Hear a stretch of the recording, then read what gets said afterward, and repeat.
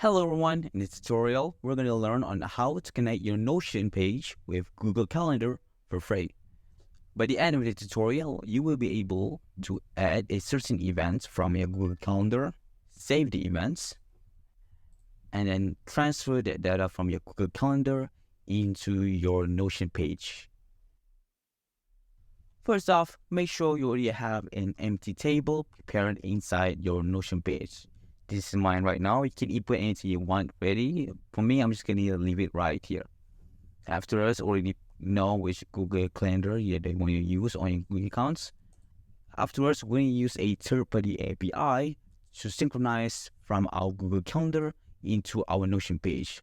For that, we're going to be using an API that's called Zapier. You can type zapier.com or just Google Zapier. And if you Google Zapier, it's just going to show up in your top search results. So don't worry. We're going to choose this one right here. Once you're in zapier.com, just click sign up right here.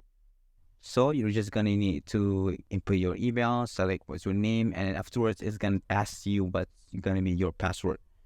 And you don't have to worry about these things. This is only for the premium features. If you don't want to use any premium features, you will still be able to use your Zapier features for free forever. And that includes the feature that we are using right now for syncing our Google Calendar into our Notion page. After you've created and logged in into your Zapier accounts, we're going to create a new Zap to link our Google Calendar with our Notion. To do that, we're going to click this Create Zap on the top left corner right here. You can name your Zap or even just leave it unnamed. For now, I'm just going to leave it with Untitled Zap. And then we're going to select Trigger. After you select it, you're going to select Google Calendar. If Google Calendar shows up in one of these options, you can just search it up by typing Google Calendar. And then it will show up right there. I'm going to select this one. And then a sidebar will show up from the right. And here, you're going to select an event. The event will be showing like a certain reason or condition of what input or how the input will be receiving. So I'm just going to select new events. So when I select new events, right here we see new event triggers when an event is created. So that means if a new event was created today, like this, I type in an event, let's say today, and I saved it.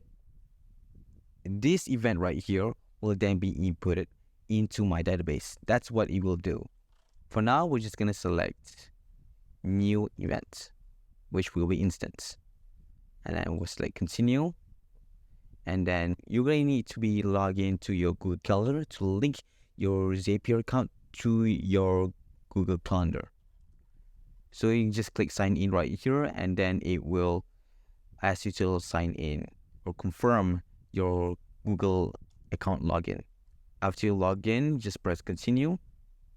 Afterwards, you're going to go to the trigger section and we're going to select the values of work. I'm going to select work because right here, when I make a new title, my titles will be work and not task. And I'm going to press continue. You can select any other kinds of trigger you want. If you have, for me, I'll select work. It's one of my calendars. So now you can press test trigger, and it will then test the trigger. So it will say no events found. So it's not wrong. There is no event, but let's try again. I'm going to type this. I'm just going to type how to.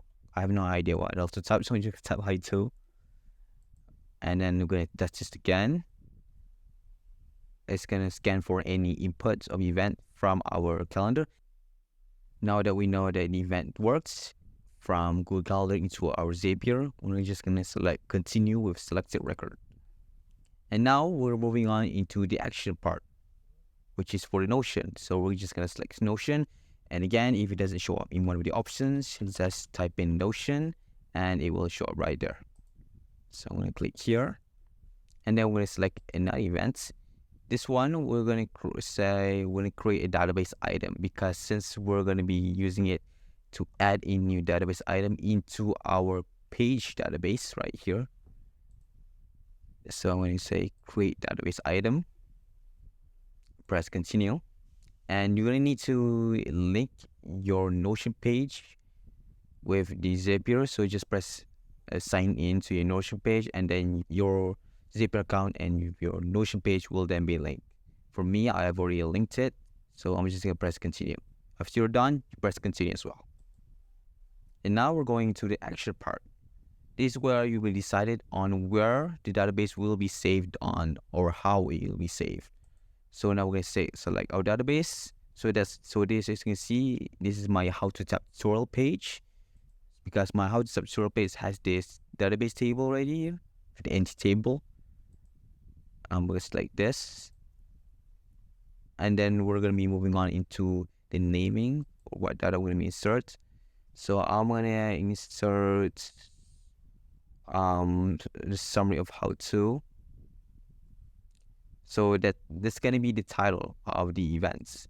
So because, for example, when I type how to, it's gonna input how to into my database right here. So now select that. You can select more than one. Let's say one else input description and then location. For now, I'm just gonna select one, just the title or the summary of the events. And then we're gonna select the values. We're gonna select true. Okay, now for the start dates, we're gonna put it to event begins pretty. And then for the end date, we're gonna put to event ends pretty. For the tags, the tags one is optional. Now for the contents, we can select what content I want to insert. So I'm gonna select how to. So many content. And then for the format, I'm gonna select it as plain text. Okay, and then I press continue. Okay, and there we go. So what's left is just to test it out and see if it works or not. Okay, so there we go. And now there it has the title of how to, the title events from our Google Calendar. Now save. So we're just gonna press publish. Now you just need to wait for the publishing to finish, and there we go. It's done. Your Zap is now published, and now your Google Calendar and Notion page is now synced. To test this out, you can just go to your, there we go. By the time you check your Notion page, there's the new data from your Google Calendar. Let's try adding a new one. This one, I'm gonna type marketing strategy. I have no idea what else to type, so you just type randomly. There we go. I just need to wait for a few minutes, and then it will load in. And there we go. That's our new input from our Google Calendar. It's called a marketing strategy. If your Zapier doesn't work, if your synchronization from Google Calendar to a Notion doesn't seem to input anything for Google Calendar, sometimes it's just because it's taking too long. Maybe you waited for like 2-3 minutes and it still doesn't load in. Maybe you wait 5 minutes to load in. Well, it does take long for a very long time sometimes. I mean, that's the price of it for using a free feature, a basic feature. If you want it to be faster, you might need to upgrade your plan. For now, if you can still stick it to a free basic feature ones, but still it doesn't take that long. It only takes about 5 minutes, like 5 to 7 or so. But it doesn't take like an hour like that. It only takes like a few minutes, less than 10. But if you still have internet issues, you wait for 1 hour, you still no data transfer from Google Calendar into your Notion, then you might need to check whether your Zap is online or not. By on, I mean running, whether it's running or not. If not, then you might have clicked the wrong input or selected the wrong input and so on. Then in that case, you could just select this one, or like maybe turn this one off for temporarily and try to create a new Zap following the same steps as before from this tutorial. For now, that's all for this tutorial. I hope you guys enjoyed this video. If you do, then please drop a like. If you have any more questions or problems that you might have occurred, feel free to drop a comment. For now, I'll see you guys in the next tutorial.